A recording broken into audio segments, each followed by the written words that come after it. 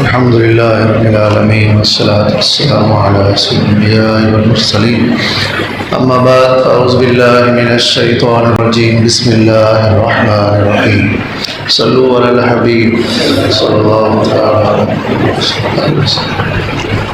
ایک حدیث پاک ہم نے سنی، اس حدیث کے تحت مزید حدیثیں سن رہے ہیں۔ اس حدیث پاک سے ایک چیز یہ سیکھنے کو ملی کہ حضرت سیدنا اسامہ بن زید رضی اللہ تعالیٰ عنہ نے سفارش پیش کی حضور کی بارگاہ میں، تو سفارش مطلقاً کرنا گناہ نہیں ہے۔ اگر مطلقاً سفارش کرنا گناہ ہوتا تو صحابی رسول حضور کی بارگاہ میں سفارش پیش نہ کرتے۔ اللہ کریم نے قرآن کریم میں ارشاد فرمایا، سورہ نساء آیت نمبر 85 ہے، فرمایا من یشفع شفاعۃ حسنۃ یکن لہ نصیب منہا، کہ جو کوئی سفارش کرے گا، اچھی سفارش کرے گا، اس میں اس کے لیے حصہ ہے۔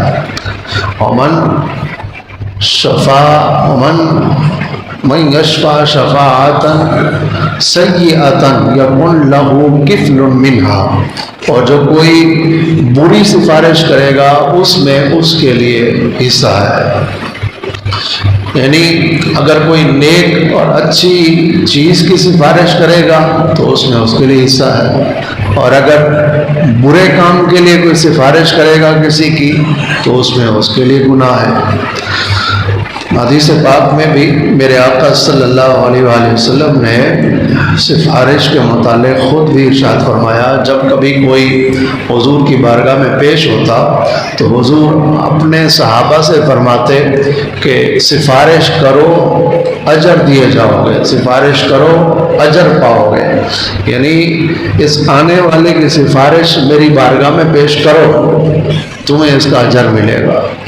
اور خود حضور علیہ السلام کے عمل سے بھی ظاہر ہے۔ حضرت سیدنا ابو ہریرہ رضی اللہ تعالیٰ عنہ سے روایت ہے، سیدنا عبداللہ ابن عباس رضی اللہ تعالیٰ عنہ سے روایت ہے کہ تاجدار مدینہ صلی اللہ علیہ وسلم نے حضرت بریرہ اور ان کی زوجہ کے درمیان والے معاملے میں ان کی زوجہ سے فرمایا کہ تم اپنے شوہر کے پاس چلی جاؤ، ان کا آپس میں کوئی معاملہ ہوگا، تو ان سے فرمایا ان کی زوجہ سے کہ تم اپنے شوہر کے پاس چلی جاؤ۔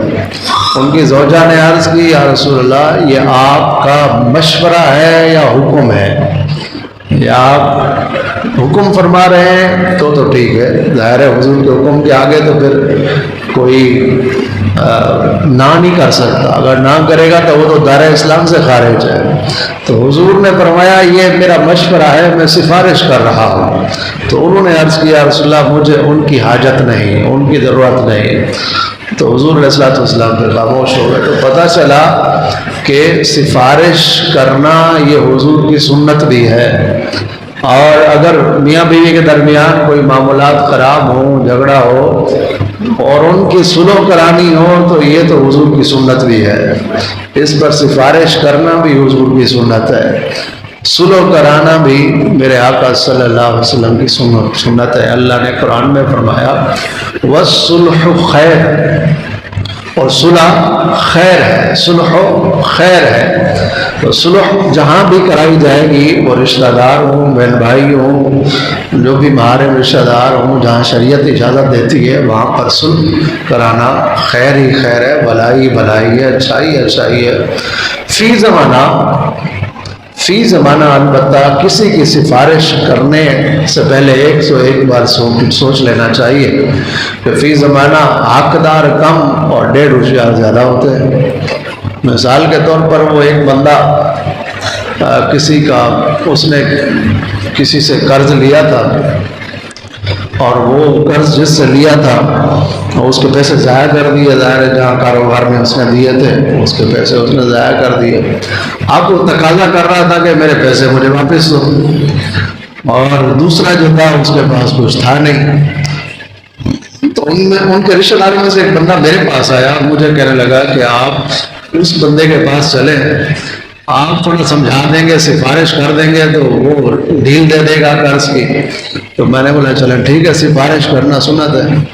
اور سفارش کرنی چاہیے، اور سفارش سے جو ہے وہ اگلے کا کام ہو جاتا ہے تو ٹھیک ہے۔ میں چلا گیا ان کے پاس، سفارش کی، ان کو ان سے ریکویسٹ کی، ان کو سمجھایا کہ قرض کو معاف کر دینا یا آگے کر دینا یا ڈیل کر دینا، اس میں اتنی فائدے ہیں، اتنی برکتیں ہیں۔ اس نے میری بات کو رکھ لیا، کہا ٹھیک ہے جو یہ کہیں میں ویسے کر لوں گا۔ تو لاکھوں روپے کے قرضہ، اور اس نے میری سفارش مان کر کے اس نے کہہ دیا جی ٹھیک، کہا جی ہم ہر مہینے اتنا دیں گے، ہر 6 مہینے میں اتنا دیں گے۔ اور نتیجتاً کیا ہوا کہ اس کو آج تک جو ہے وہ 50 یا 60 یا 1 لاکھ سے زیادہ کئی سال ہو گئے اس کو رقم نہیں ملی۔ وہ بندہ واپس میرے پاس آیا، کہا جی ہم سب آپ تو سفارش لائے تھے، وہ تو بات ہی نہیں سن رہے، وہ تو فون ہی نہیں اٹھا رہے، وہ تو مل ہی نہیں رہے، پیسے ہی نہیں دے رہے۔ اب یہاں دیکھیں میں نے سفارش کی لیکن اگلے نے سفارش کا ناجائز فائدہ اٹھایا، اور دوبارہ سے اس کو کئی سال ہو گئے اس کو رلا رہا ہے، پیسے نہیں دے رہا۔ تو سفارش کرنی چاہیے لیکن دیکھ بھال کے کرنی چاہیے کہ سفارش کرنے کے اندر جو ہے وہ سامنے والا اس سفارش سے کہیں کوئی غلط فائدہ تو نہیں اٹھا رہا۔ اور بعض لوگ جو ہے وہ سفارش کرنے والے کو کہہ دیتے ہیں کہ تم چلتی گاڑی میں چڑھ رہے ہو، چلتے رشتے میں چڑھ رہے ہو، ایسا نہیں ہے کہ تمہارا کیا کام ہے۔ اچھی سفارش ہے تو میں آپ کو قرآن کی آیت بھی سنا چکا ہوں، حدیثیں بھی سنا چکا ہوں، اچھی سفارش کرنی چاہیے، اس پہ کرنے والے کو اجر و ثواب ملتا ہے۔ ایک اور حدیث پاک ہے حضرت سیدنا ابو ہریرہ رضی اللہ تعالیٰ عنہ سے روایت ہے کہ پیارے آقا صلی اللہ علیہ وسلم نے انہیں فطرے کی رقم مقرر کیا تھا، فطرے کی رقم کو، کہ یہ فطرے کی رقم پڑی ہے۔ پہلے درہم و دینار ہوتے تھے، وہ ایسے ڈھیری لگی ہوتی تھی، فطرے کی رقم ہے تو اس کو تم اس کا خیال رکھو کہ کہیں اس کو کوئی چرا نہ لے، کوئی اٹھا نہ لے۔ یہ حضور علیہ السلام نے اس لیے کیا تھا کہ اپنی امت کی تعلیم کے لیے، ورنہ صحابہ کا زمانہ تھا کس نے اس کو چرانا تھا؟ منافقین میں سے کوئی چراتا تو چراتا، صحابہ تو نہیں چراتے تھے۔ لیکن اس کے باوجود حضور علیہ السلام نے ان کی ڈیوٹی لگائی کہ تم اس کا خیال رکھو۔ کہتے ہیں میں ساری رات پہرے دار بن گئے، اس رقم کا، اس مال کے خیال کے لیے بیٹھ گیا۔ رات کا کچھ ٹائم گزرا، ایک چور آیا، وہ چوری کرنے لگا، اس کو چرانے لگا۔ میں نے اس کو پکڑ لیا، میں نے کہا کہ خبردار تو چوری کر رہا ہے، میں تجھے حضور کی بارگاہ میں صبح پیش کروں گا، تجھے سزا ملے گی۔ تو وہ آگے منتیں ترلے کرنے لگا کہ دیکھو، پاؤں پڑنے لگا، میں مجبور ہوں، میرے بچے ہیں چھوٹے چھوٹے، میرے پاس کھانے کا نہیں ہے، پریشان ہوں، ایسا ہے ویسا ہے، 10 پریشانیاں جیسے لوگ کرتے ہیں۔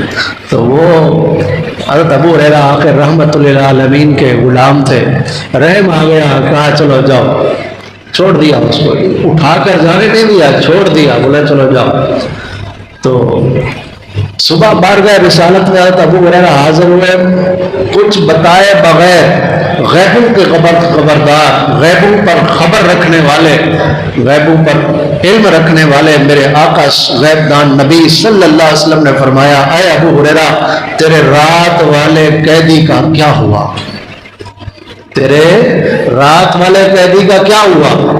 میں نے عرض کیا رسول اللہ اس طرح آ گیا تھا ایک چور، میں نے اس کو پکڑ لیا، وہ میرے آگے اس طرح کہنے لگا کہ میں غریب ہوں، چھوٹے چھوٹے بچے ہیں، پریشان ہوں، مجھے چھوڑ دو، مجھے رحم آ گیا، میں نے چھوڑ دیا۔ حضور نے فرمایا وہ بہت بڑا جھوٹا ہے لیکن وہ پھر آئے گا۔ کہتے ہیں حضور کا فرمان ہو اور پھر غلط ہو جائے، ایسے کیسے ہو سکتا ہے؟ میں اب طاق میں بیٹھ گیا چھپ کے کہ آئے گا اب پکڑوں گا۔ کہتے ہیں دوسری رات وہ پھر آئے گا، آ گیا اور اٹھانے لگا تو میں نے اس کو پھر پکڑ لیا۔ اب اس کو میں نے اور مضبوطی سے پکڑا، اس نے بہت زور لگایا چھڑانے کا، لیکن نہ، آخر منتیں کرنے لگا مجھے چھوڑ دو، میں غریب ہوں، فلاں ہے، کھانے کا نہیں ہے گھر میں۔ تو میں نے اس کو پھر چھوڑ دیا۔ اور صبح حضور کی بارگاہ میں پہنچا، حضور نے فرمایا ہے ابو ہریرہ تیرے رات والے قیدی کا کیا ہوا؟ حضور نے پھر پوچھا، میں نے وہی عرض کیا، ایسے ایسے کہنے لگا۔ حضور علیہ السلام نے فرمایا وہ آج رات پھر آئے گا۔ کہتے ہیں تیسری رات ہوئی، وہ پھر چرانے آ گیا، میں نے اس کو پھر پکڑ لیا، میں نے کہا تو ہر بار معافی مانگ کے توبہ کر کے جاتا ہے، ناک رگڑ کے جاتا ہے کہ اب نہیں آؤں گا، اگلی رات کو تو پھر آ جاتا ہے، اب کی بار تجھے معاف نہیں کروں گا، اب تو میں حضور کی بارگاہ میں تجھے پکڑ کے لے جاؤں گا صبح، اور پھر تیرے ہاتھ کاٹیں گے حضور، پھر تجھے سکون آنا ہے۔ اس نے بڑی منتیں کی، آخر کار جب نہیں چھوڑا نا ذابی رسول نے، اس نے کہا دیکھو میں تجھے ایک چیز بتاتا ہوں، اس کے بدلے میں چھوڑ دے۔ کیا کہا؟ ایک چیز ہے، یہ کلمات ہے، میں تجھے سکھاتا ہوں، یہ کلمات تو پڑھ لے گا تو پھر کیا ہوگا، رات کو سوتے ہوئے جب تو یہ کلمات پڑھ لے گا، یا غلے کے پاس مال کے پاس یہ کلمات پڑھ لے گا، تو نہ تو تیرے مال کو کوئی چور چرائے گا، نہ کوئی شریر شیطان تیرے قریب آئے گا، ساری رات تو بھی حفاظت میں، تیرا گھر بھی حفاظت میں، تیرا مال بھی حفاظت میں۔ میں نے کہا بتاؤ فائدے کی بات ہے بتاؤ۔ تو کہنے لگا کہ تم آیت الکرسی پڑھ کے سونا، اللہ لا الہ الا هو الحی پڑھ کے سونا۔ کہتے ہیں میں نے اس کو چھوڑ دیا، جاؤ، اور اس کو چھوڑ دیا، وہ چلا گیا۔ صبح حضور کی بارگاہ میں آیا، حضور نے فرمایا ہاں بتاؤ ابو ہریرہ رات والے قیدی کا کیا ہوا؟ کہا یا رسول اللہ، وہ آیا پھر آ گیا تھا، میں نے اس کو پھر پکڑ لیا، اس نے مجھے کہا کہ کلمات سکھاتا ہوں بتاتا ہوں، تو میں نے کہا چلو ٹھیک ہے، اس نے مجھے یہ کہا ہے۔ حضور نے فرمایا ہے تو بڑا جھوٹا، کیا فرمایا؟ ہے تو بڑا جھوٹا لیکن بات سچی کر گیا۔ کبھی کبھی جھوٹا بندہ بھی بات سچی کر ہی دیتا ہے۔ تو حضور نے کیا تصدیق فرمائی؟ فرمایا ہے تو بڑا جھوٹا لیکن بات سچی کر گیا ہے۔ اے ابو ہریرہ جانتے ہو تم جسے 3 راتوں سے تم پکڑ رہے ہو اور تم سے چھڑا نہیں پا رہا، اور آپ کو پتہ ہے ابو ہریرہ صحابہ میں کمزور ترین صحابی تھے جسمانی لحاظ سے، جسمانی ایمانی لحاظ سے تو پھر ایسے مضبوط تھے، کمزور جسمانی لحاظ سے ایسے کمزور تھے کہ حضرت عمر نے ان کو ایک بار یوں کیا تو زمین پر گر گئے۔ تو حضرت ابو ہریرہ رضی اللہ عنہ نے اس کو پکڑ لیا، فرمایا ابو ہریرہ جانتے ہو 3 راتوں کو جس کو تم پکڑ رہے ہو نا وہ کون ہے؟ جس نے پوری زمین کا تو بالا کیا ہوا ہے، لوگوں کو پریشان کیا ہوا ہے، وہ کون ہے؟ وہ شیطان ہے۔